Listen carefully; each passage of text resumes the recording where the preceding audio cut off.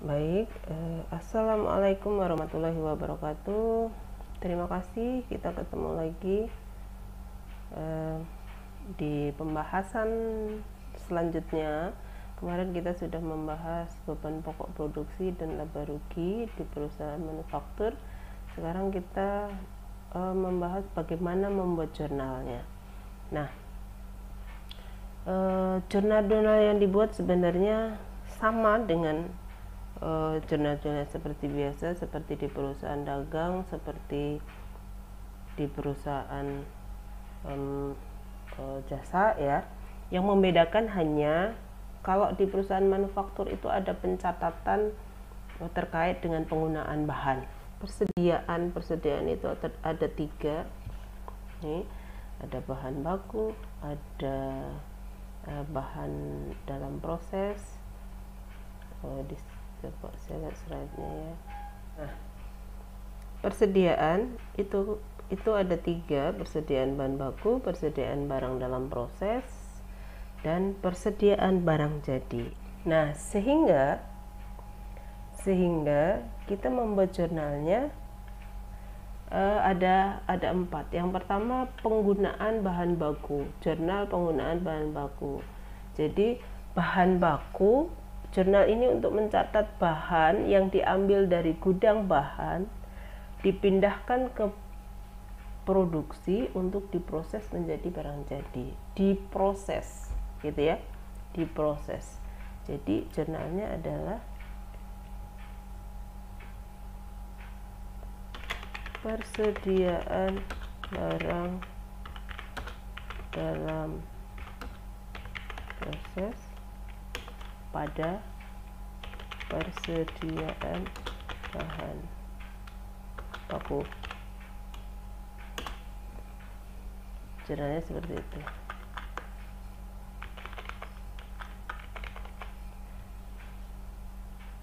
Nih. Jadi dari bahan menjadi barang dalam proses, diambil dari gudang masuk ke bagian produksi untuk diproses. Kemudian jurnal tenaga kerja. Ingat kemarin ada, kita pecah menjadi 3, ada tenaga kerja, ada overhead, ada bahan gitu ya. Cuman kalau dalam pengelompokan di sini, kalau di pengelompokan di beban pokok produksi kan bahan baku, tenaga kerja langsung, dan overhead. Nah, overhead ini termasuk di dalamnya ada tenaga kerja juga gitu. Untuk jurnal tenaga kerja kita gabung antara tenaga kerja langsung dan tak langsung. Jadi jurnal untuk tenaga kerja. Tenaga kerja juga masuk ke work in process atau persediaan barang dalam proses. Persediaan barang dalam proses. Oke, kita contohkan yang kemarin aja ya. Berarti ini dari contoh yang lalu. Ini total biaya bahan baku adalah 956.819. Ini adalah biaya yang dikeluarkan untuk bahan baku dalam satu periode tersebut. Artinya bahan baku sejumlah inilah yang digunakan. Jadi kita pindahkan. Ini kita buat ya. Nih contoh. Nah yang kedua berarti kita ambil contoh juga yang di sini. Yang pertama gaji karyawan bagian produksi 82.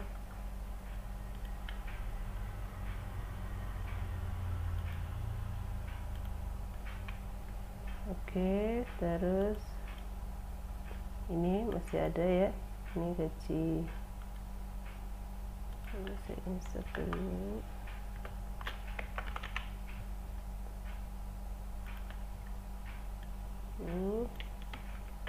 ada 3.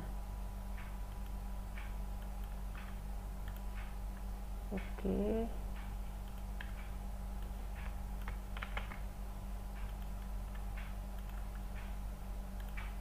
Nah, berarti ini totalnya ini. Nah, ini yang untuk tenaga kerja. Kemudian karena tenaga kerja itu juga harus masuk ke work in process.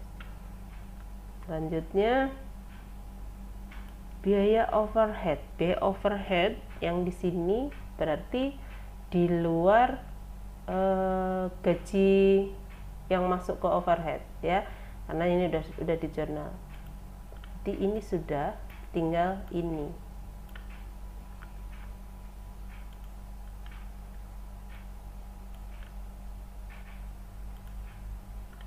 Oke, ini sama jurnalnya ya. Ini kita copy.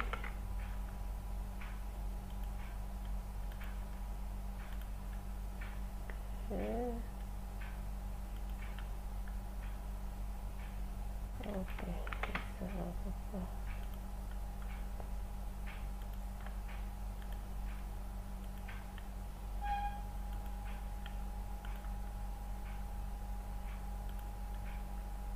Oke, berarti ini total dari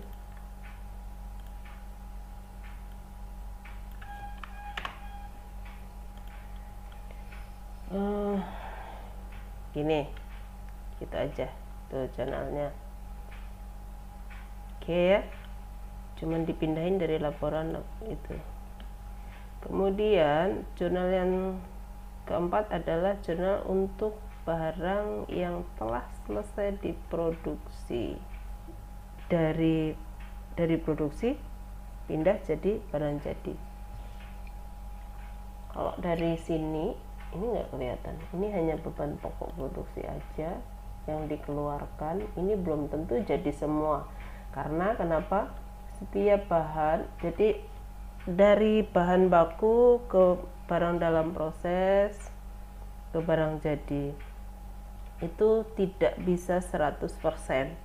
Kenapa? Karena ada kemungkinan bahan baku yang rusak, jadi nggak bisa diproses semua, nggak bisa semua masuk ke produksi. Begitu juga yang dari dalam produksi, tidak semua bisa keluar menjadi barang jadi, karena ada kemungkinan rusak, gagal, dan lain-lain. Dan barang jadi ada persediaan barang dalam proses.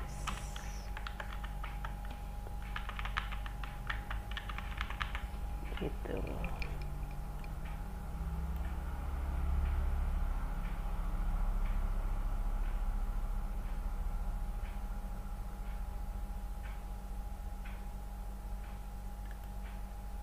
Oke, begitu ya. Ini jurnalnya. Dan barang jadi dan persediaan barang dalam proses. Jadi sebenarnya dalam pembuatan jurnal yang membedakan hanya di sini saja dengan perusahaan yang lain. Selain ini sama semua, karena yang membedakan hanya karena kalau di perusahaan manufaktur itu kan ada proses produksi, hanya itu aja yang membedakan, gitu ya. Nah, nih sebenarnya ada 2 metode yang digunakan oleh perusahaan manufaktur. Ada yang sifatnya perusahaan itu berproduksi massa atau dia continue. Ini di sini udah ada penjelasan, sebenarnya di materi lalu kalian udah punya materinya.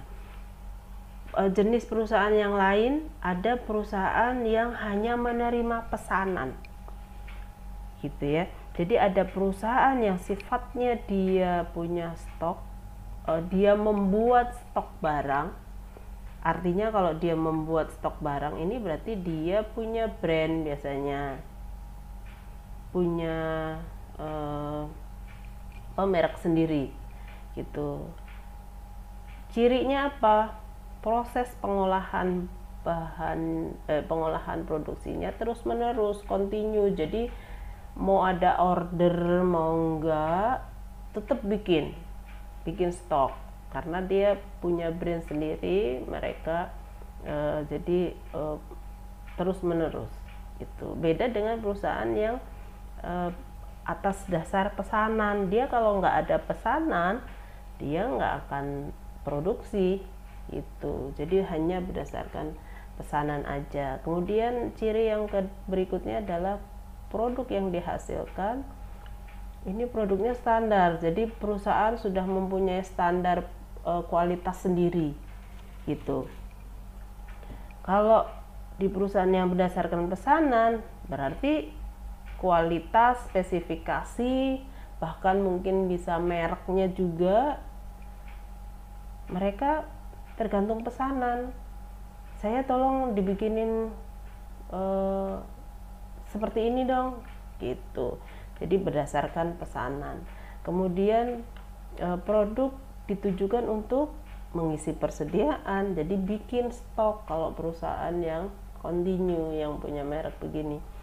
Tapi kalau yang perusahaan atas dasar pesanan ya hanya memenuhi pesanan aja gitu. Contoh perusahaannya apa?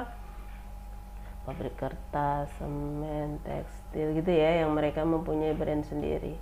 Kalau perusahaan ini ya percetakan, mebel, kontraktor hanya berdasarkan pesanan. Mebel mungkin ada yang jenisnya stok juga ya, itu ada kemungkinan begitu. Kemudian berikutnya, oke. Biaya produksi dikumpulkan kalau yang metode harga pokok proses ini setiap bulan atau setiap periode.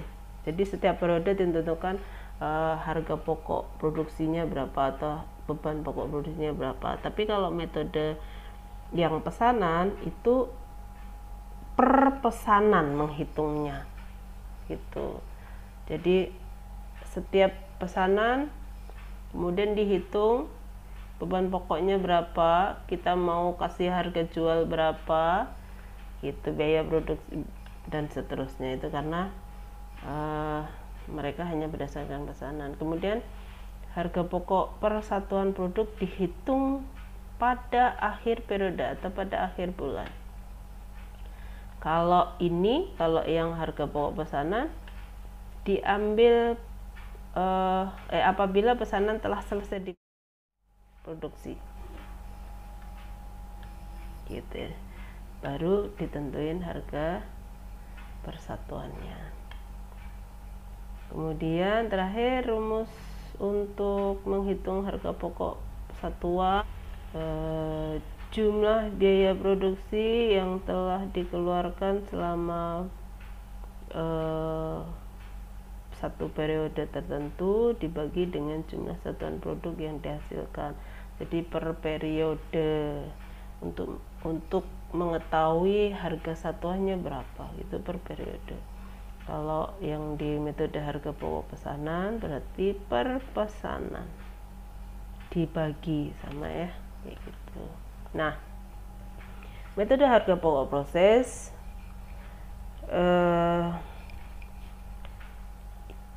karena pencatatannya dia continue, artinya memproduksi barangnya dia continue,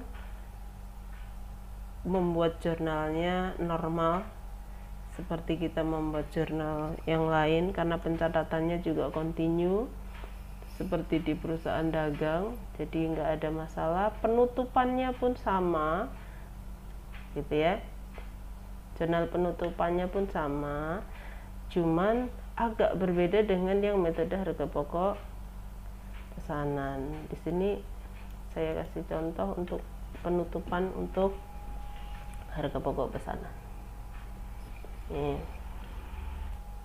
Harga pokok produksi ini untuk menutup persediaan barang dalam proses, persediaan bahan baku, persediaan dan lain-lain. Bisa dipelajari nanti.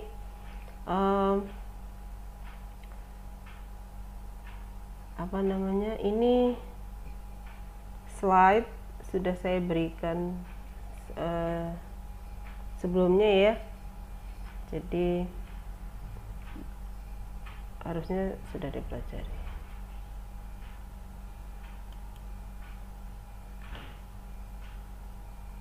Baik, ini tadi contoh bagaimana membuat jurnal dalam perusahaan manufaktur yang membedakan dari perusahaan jasa dan dagang.